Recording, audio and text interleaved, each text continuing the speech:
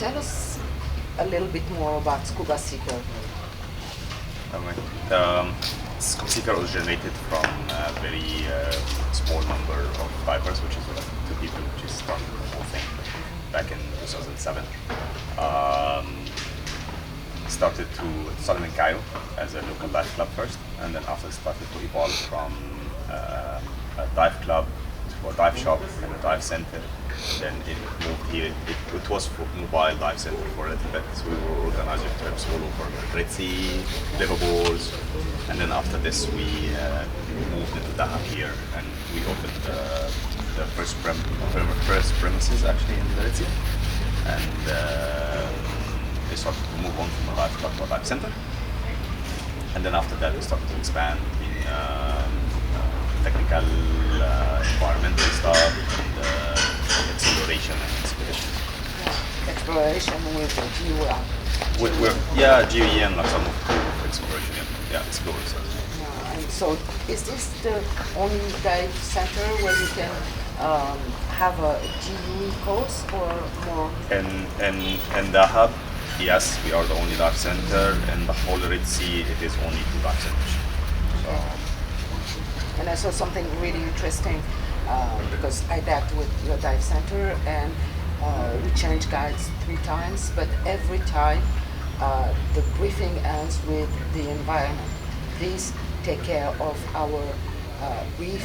It takes ages to rebuild, so please be careful, be cautious and gentle with it, because it's our legacy and we want to leave it to our children or the next generation. So I understand that for scuba seekers, the environment, especially the sea environment, is something really special. Yeah, it is for the future of the whole entire Earth. So we're taking that small part of our operation, which is making sure that everyone is really understanding and aware the amount of damage that we are daily doing to the whole Earth, the environment, sea, and even the land.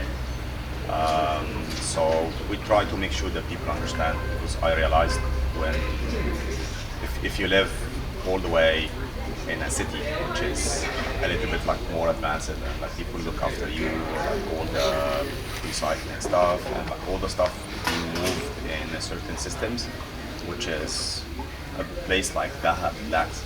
So people think still you're gonna throw garbage, then someone will collect the garbage after them. So we're trying to re-educate people about like the amount of consumption that they are doing, and like how they can decrease the amount of one single plastic usable bottles and plastic bags and all of these things. Which is definitely will make like a hell of a difference in the environment and everything. Yeah, so I understand you're very involved in some projects. So there is of course ghost fishing, but also other projects that you are really involved as Scuba Seeker and of course Sameh Sokar. We're apart from the exploration expedition stuff, from an environmental point of view, we are trying as much as we could to arrange with entities here in Dahab cleanups, either underwater or above water. We're trying for our divers when people dive here for a week. So we have like this one tank dive, which is we give tank for free, and you can actually go and do the whole dive. The goal of the dive is basically cleaning up, and specifically cleaning up. So you go down with like mesh bags and you start collecting stuff. And in every dive we're doing, the guys are all the time, you've seen them, I'm sure. The guys all the time collecting plastic, so we're actually setting an example, we're leading by example. So we're cleaning all the time, so people start to realize that, okay, fine, if I want to minimize the amount of plastic, just need to stop all the plastic or use all this stuff. So now let's come back to Scuba Seeker. What kind of courses do you teach, and how do you respond to demands? We're offering like a wide variety of courses, from like PADI, all the diver level and instructor level. So we have a resident course director here, PADI course director. We have TDI and INTD as well, for Technical Diving International.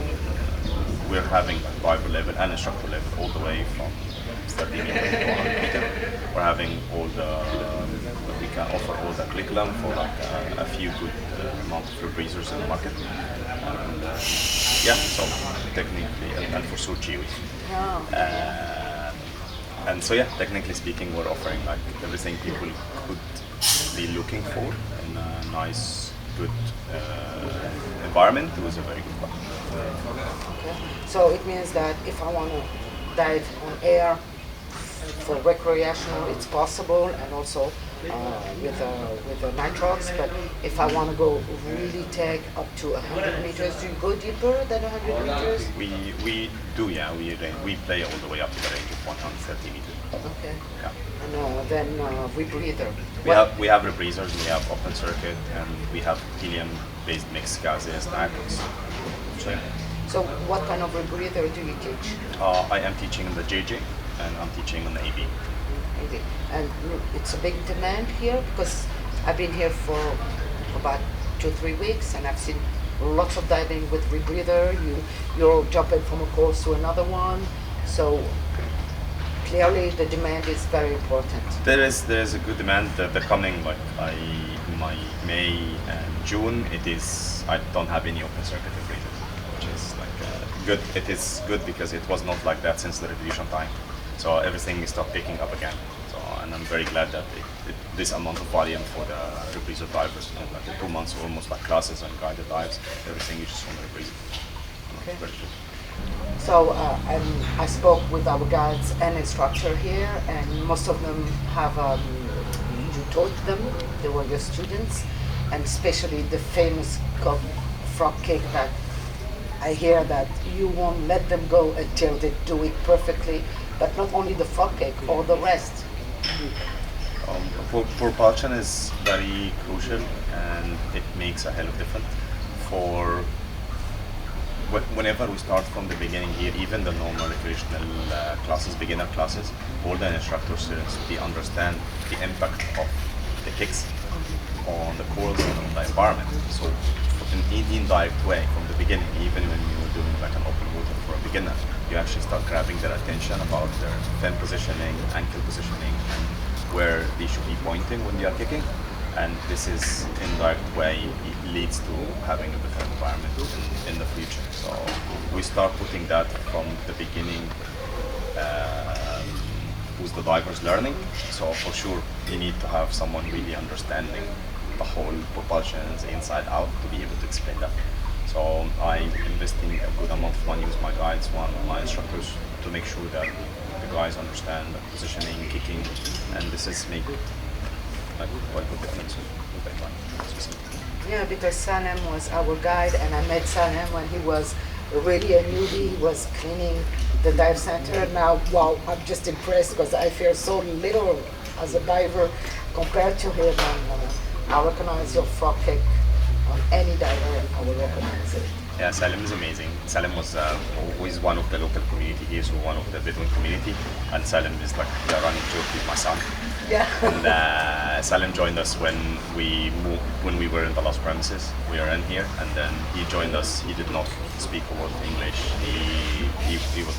He never put a tank in his back, but he was really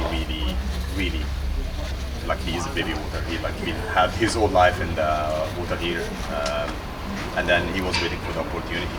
So I found like the best thing to do is to have someone from the locals understanding what's going on. He became a fantastic dive master hand, and now Yes. you've seen that.